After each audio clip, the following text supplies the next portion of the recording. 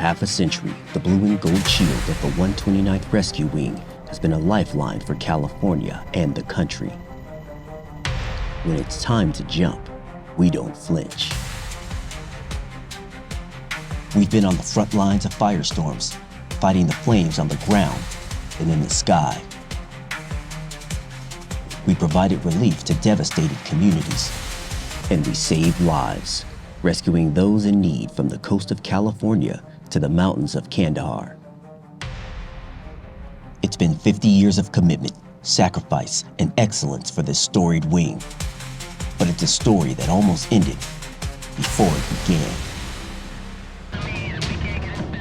As the Vietnam War was winding down and the Cold War was heating up, the Air Force was looking for ways to make a pivot. A new realignment plan called for the closure of several guard units, including what was known at the time as the 129th Special Operations Group. Based at Hayward Airport, the 129th's airlift mission was deemed no longer essential under the current climate. But Group Commander Colonel Albert Santos helped convince Washington that the base by the bay was still worth saving. So in 1975, the unit received a new name, a new fleet, and a new mission: search and rescue. After 2 years of practice, the newly formed 129th Aerospace Rescue and Recovery Group would face its first real test. An A-7 fighter crashed near Nellis Air Force Base during Operation Red Flag. There's one, he's on the ground. I understand he has 2 broken legs. The pilot was alive, but badly injured. And now we've got an actual SAR. This is the real thing, boys. We're cooking with gas.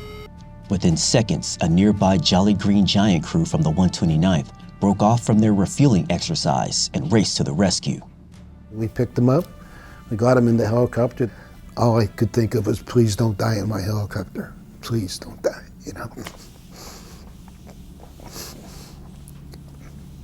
And we made it back, and it was okay.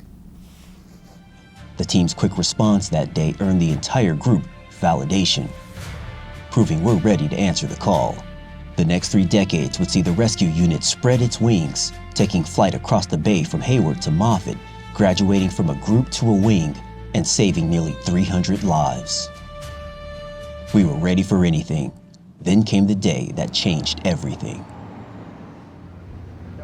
The horrific attack on 9/11 brought a new fight to our nation, and the 129th was called to bring our unique mission set to the battlefield. The War on Terror marked the first combat rescue for any Air Force Guard or Reserve unit. Combat search and rescue is certainly put on the highest pedestal because you're doing all aspects of your job. U.S. Army Captain Dan Brzezinski had only hours to live after the West Point graduate stepped on an IED while serving in Afghanistan in 2009. The best way I can describe it is it felt like the hand of God had just come down from the heavens and just crushed me like a fly. A rescue team from the 129th retrieved the platoon leader off the battlefield and transported him to a medical facility. Brzezinski lost both of his legs in the explosion, but is grateful to be alive. The combination of all of our different jobs and skill sets really makes the whole military so much stronger. I was willing to do my job in Afghanistan, leading soldiers in combat, because I knew that if an American soldier gets hurt, we will move the world to take care of them. But the fight overseas didn't stop the dangers at home. When a series of historic hurricanes ripped through the South, the 129th wasn't far behind, pulling survivors off rooftops and providing relief to residents.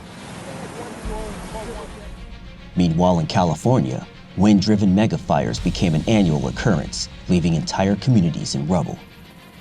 Then came the threat we couldn't see. An invisible enemy that shut down the world as we know it. In the earliest days of the pandemic, our ability to adapt was on full display, from airdropping test kits onto the Grand Princess cruise ship, to cranking out masks made from old uniforms, to backfilling healthcare workers overwhelmed with sick patients.